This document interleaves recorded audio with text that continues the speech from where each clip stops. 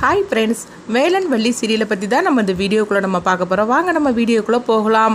வேலனும் வள்ளியும் எப்படியாவது கார்த்தியும் ஆனந்தியும் சேர்த்து வைக்கணும் அப்படின்னு சொல்லிட்டு ஒரு திட்டத்தை போடுறாங்க. அதுபடி பார்த்தோம்னா வள்ளி கார்த்திக்கு ஃபோன் பண்ணுறாங்க. அப்போ வேறு குரலில் இருந்து பேசுகிற மாதிரிக்கு அவங்க வேறு நம்பர்லேருந்து பேசுகிறாங்க. ஆனந்திக்கு இந்த மாதிரிக்கு ஒரு விபத்து நடந்து போச்சுது, ரொம்ப ஆபத்தான ஒரு சூழ்நிலை அப்படிங்கவும் இதை கேட்டதுமே கார்த்தி துடிச்சு போயிருந்தாங்க. எந்த இடம் அப்படின்னு சொல்லி கேட்கும்போது அப்போ அவங்க அந்த இடத்த சொல்கிறாங்க. அதே மாதிரிக்கு பார்த்தோம்னா ஆனந்திக்கு அவங்க வேலன் ஃபோன் பண்ணுறாங்க. கார்த்திக் இந்த மாதிரி அடிபட்டுருச்சு ஆனந்தின்னு சொல்லவும் உடனே ஆனந்தியும் துடிச்சு போயிருந்தாங்க. ஐயோ என்னென்ன ஆச்சுது, எந்த இடத்துல அப்படின்னு சொல்லும் போது அப்போ ஒரு இடத்த சொல்கிறாங்க. சரி நான் எப்பவுமே வந்துடுது அப்படின்னு சொல்லவும் உடனே கார்த்தியும் ஆனந்தியும் அங்கேருந்து கிளம்புறாங்க. அதாவது ஒருத்தருக்கு ஒருத்தர் அவங்க எந்த அளவுக்கு விரும்புகிறாங்க அப்படின்னு சொல்லிட்டு வேலனும் வள்ளியும் அவங்க இந்த மாதிரிக்கு ஒரு டெஸ்ட் வச்சுருக்குறாங்க. அதில் கார்த்தியும் ஆனந்தியும் ஓடி வராங்க.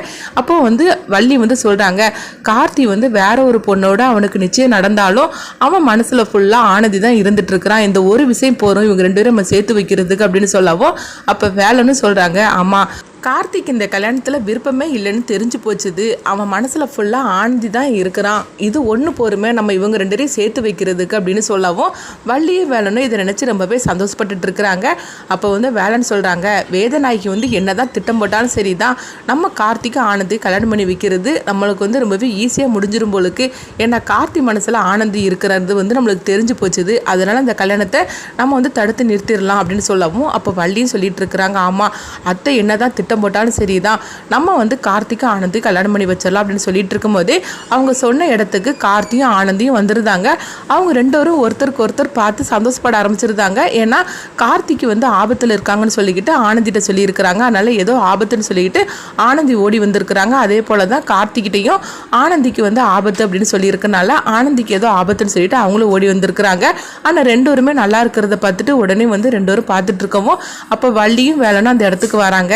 என்ன ரெண்டு பேரும் ஒருத்தருக்கு ஒருத்தர் ஆபத்துன்னு சொன்னதுமே ஓடி வந்திருக்கிறீங்களா அப்படின்னு சொல்லவும் அப்போ இதெல்லாம் உன்னோடைய வேலை தானா அப்படின்னு சொல்லிக்கிட்டு ஆனந்தி கேட்கும்போது ஆமாம் ஆனந்தி இது எல்லாமே எங்களுடைய பிளான் தான் அப்படிங்கிறாங்க.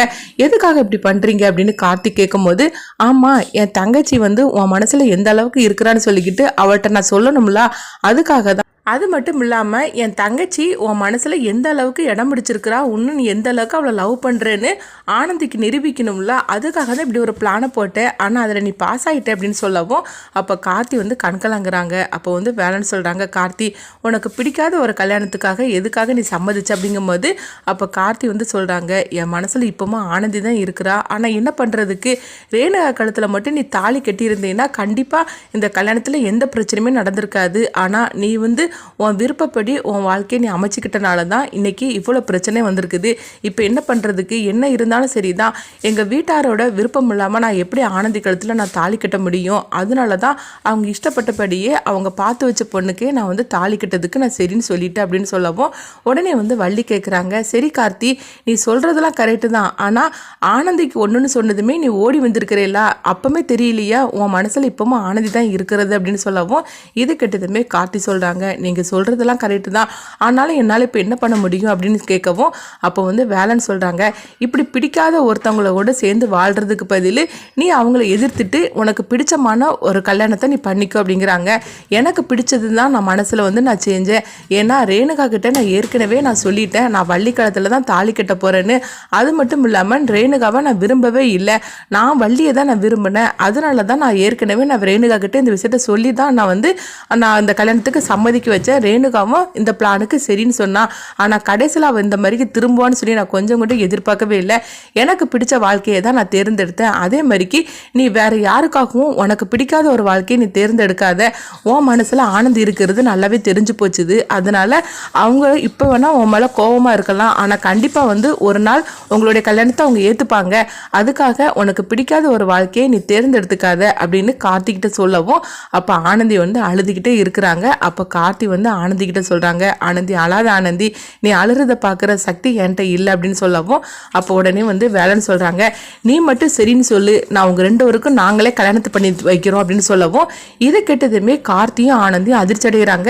என்ன நான் சொல்றேன் அப்படின்னு கேட்கும்போது அப்போ கார்த்தி கேட்குறாங்க, என்ன வேலை நீ சொல்ற அப்படிங்கும்போது ஆமா நீ மட்டும் சரின்னு சொல்லு, உங்க ரெண்டு பேருக்கும் ரிஜிஸ்டர் மேரேஜ் நாங்கள் ரெண்டு பேரும் சேர்ந்து பண்ணி வைக்கிறோம் அப்படின்னு வள்ளியும் வேலைன்னு சொல்லவும் இதை கேட்டதுமே கார்த்தி எந்த முடிவுமே சொல்லாமல் இருக்கிறாங்க. அப்போ ஆனந்தி சொல்கிறாங்க, இல்லைன்னா இதனால் தேவையில்லாமல் பிரச்சனை வரும் அப்படிங்கும்போது என்ன பிரச்சனை வந்தாலும் அதை நான் சமாளிச்சுக்கிடுதேன், நீங்கள் 2 பேரும் சம்மதம் அப்படின்னு மட்டும் ஒரு வார்த்தையை சொல்லுங்கள் அப்படின்னு சொல்லவும் உடனே வந்து கார்த்தி சொல்கிறாங்க, அது எப்படி, இந்த நிச்சயார்த்தம் நடத்தி வச்சது ரத்தினவேலு ஐயா, அப்போ அவர் அவமானப்படுத்தின மாதிரிக்கு ஆயிராதா, அது மட்டும் இல்லாமல் ரேணுகாவையும் எங்கள் அப்பா அம்மாவையும் நான் சமாளிக்க முடியாது அப்படின்னு கார்த்தி சொல்லவும் அப்போ வந்து வேலைன்னு சொல்கிறாங்க, நீ அவங்களெல்லாம் பற்றி கவலைப்படாத, இது உன்னுடைய வாழ்க்கை, உன்னுடைய சந்தோஷம், அதை மட்டும் நீ நினச்சிப்பாரு, அவங்களாம் வந்து எப்போவுமே உன் கூட வர போகிறது கிடையாது, அதனால இது உன்னுடைய வாழ்க்கையை நீ தான் தீர்மானிக்கணும், நீ ரத்தினவேலு ஐயாவை பற்றிலாம் நீ கவலைப்பட வேண்டாம், அவர்கிட்டலாம் நான் பேசிக்கிட்டுதேன் அப்படின்னு சொல்லவும் அப்போ கார்த்தி வந்து ஒரு முடிவுக்கு வராமல் இருக்கிறாங்க. அப்போ ஆனந்தி சொல்கிறாங்க, அண்ணா கார்த்தியை நீ இப்படி வலுக்கட்டாயமாக நீ சம்மதிக்க வைக்காதனா, அதில் எனக்கு வந்து சுத்தமாக விருப்பம் கிடையாது அப்படின்னு சொல்லவும்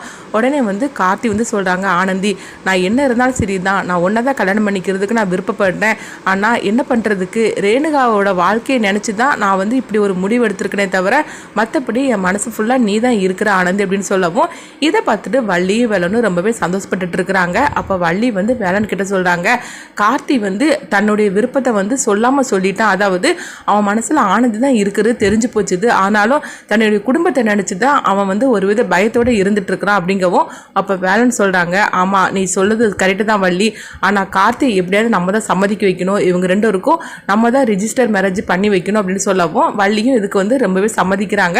ஆனாலும் கார்த்தி வாயால் வந்து அவன் வந்து சம்மதன்னு ஒரு வார்த்தை சொல்லவே இல்லை அப்படிங்கும்போது கண்டிப்பாக சொல்லுவோம் அப்படின்னு சொல்லிட்டு உடனே வந்து வேலன் வந்து கார்த்திகிட்ட சொல்கிறாங்க, உனக்கு 2 நாள் நான் டைம் கொடுக்குறேன், நீ நல்லா யோசனை பண்ணி சொல்லி நீ மட்டும் சரின்னு ஒரு வார்த்தை சொல்லிட்டா போகிறோம், உங்கள் 2 பேருக்கும் நாங்களே கல்யாணம் பண்ணி வைக்கிறோம், நீ மற்றபடி எதை நினச்சி நீ கவலைப்பட வேண்டாம், ரேணுகாவெல்லாம் நான் சமாளிச்சுக்கிடுது அப்படின்னு சொல்லிட்டு இருக்கிறாங்க.